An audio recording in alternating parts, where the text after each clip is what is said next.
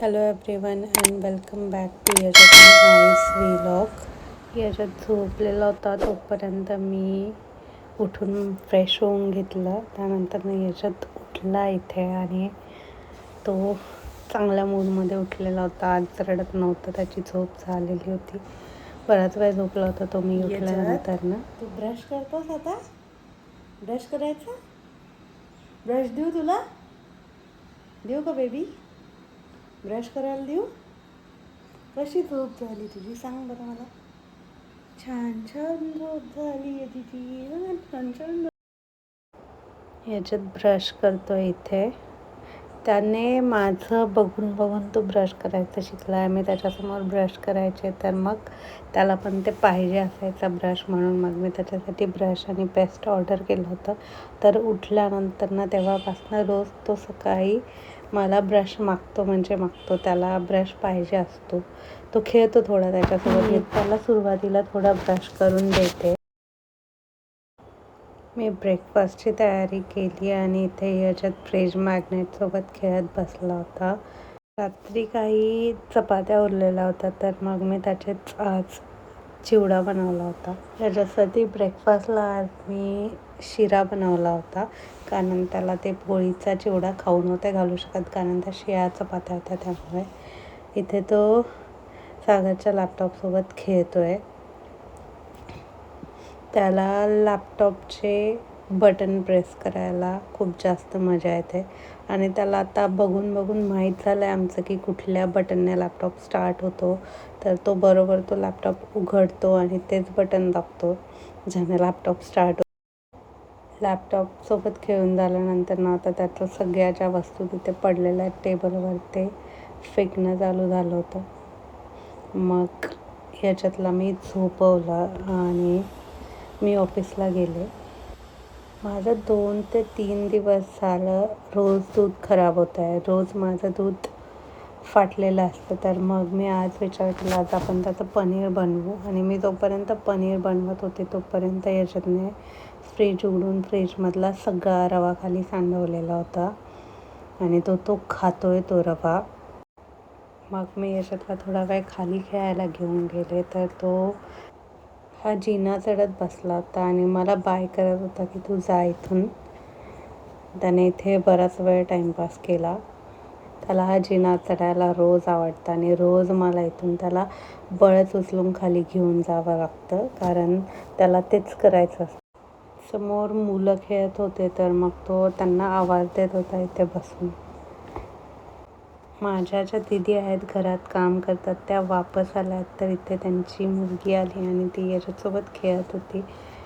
ती याच्यातला छान खेळवते. याच्यात मस्त खेळतो तिच्यासोबत. इथे तो खूप हसतोय.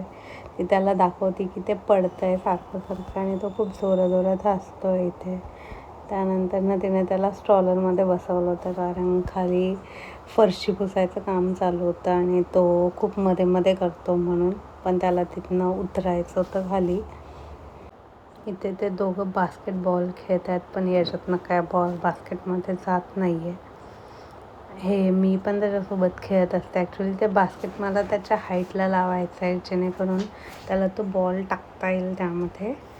पण त्यासाठी मला हुक आणावं लागणार आहे म्हणून ते पेंडिंग आहे. तर मी त्याला उचलून घेऊन बॉल देत असते हातामध्ये आणि मग तो त्या बास्केटमधनं खाली टाकतो.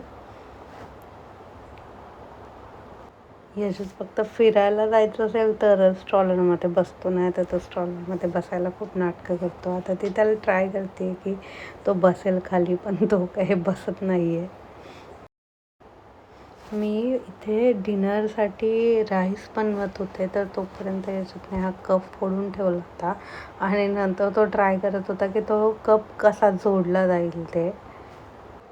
त्याने कप फोडला म्हणून मग त्याने काहीतरी एंगेजिंग करावं म्हणून असं मी त्याला बेसिनमध्ये उभं केलं शेवटी की बाबा पाणी खेळत बस पण डोकं खाऊ नकोस. मग तो बराच वेळ पाणी खेळत बसला होता जोपर्यंत माझा राईस लावून झाला. तुम्हाला यजतचं जर डेली रुटीन पाहायचं असेल तर मला कमेंट करा कमेंट सेक्शनमध्ये. मी त्याचं डेली रुटीन रेकॉर्ड करायचे ट्राय करेल आणि दाखवेल तुम्हाला की सकाळपासून संध्याकाळपर्यंत याच्यात काय ॲक्टिव्हिटी करतो आणि तो काय काय खातो किंवा मी त्याच्यासाठी काय काय हेल्दी ब्रेकफास्ट बनवते, ब्रेकफास्ट, लंच, डिनर सगळ्याच गोष्टी. तर मी एक दिवस ते रेकॉर्ड करून याच्यातचं डेली रुटीन पोस्ट करेल. आणि माझा अजून एक प्लॅन आहे की मी जे प्रेग्नन्सीमध्ये गर्भसंस्कार केलेले आहेत तर त्यासाठी पण मला एक व्लॉग बनवायचा आहे, पण मला तेवढा टाईम नाही मिळत आहे की मी त्या सगळ्या गोष्टी काढून त्याचं शूटिंग करून ते बनवेल. तर मी एक दिवस त्यासाठी नक्की देईल आणि तो पण व्लॉग बनवेल. तर मी यजतच्या वेळेस गर्भसंस्कार अटेंड केले होते, कारण मला पहिले 3 महिने बेड रेस्ट होता. तर मला खूप बोर होत होतं आणि मला ऑफिसचं एवढं काम पण नव्हतं आणि मी स्वतःहून असं काही करत नव्हते की ज्याने गर्भसंस्कारला हेल्प होईल. म्हणून मग मी एक गर्भसंस्कार जॉईन केलं होतं, जे मी तुम्हाला त्या व्लॉगमध्ये सांगेलच. आणि त्यामध्ये भरपूर ॲक्टिव्हिटीज असायच्या ज्याने मला दिवसभरात जेव्हा वेळ मिळेल तेव्हा मी त्या कंप्लीट करायचे. आणि त्याचा इफेक्ट आहे, म्हणजे याच्यात खूप ॲक्टिव्ह आहे, परत याच्यात शांत पण आहे. म्हणजे जेव्हापासनं तो जन्मला आहे तेव्हापासनं असा एक पण रात्र नाही आहे आजपर्यंत की त्याने मला जागवलं आहे किंवा काही झालं आहे. तो पहिल्या दिवसापासूनच रात्री झोपतो. म्हणजे तो 5 days तो हॉस्पिटलमध्येच होता प्रीमॅच्युअर असल्यामुळे. तर जेव्हा आम्ही त्याला घरी आणलं तेव्हा पण त्यानं असा काही झोपायला कधी त्रास नाही दिला.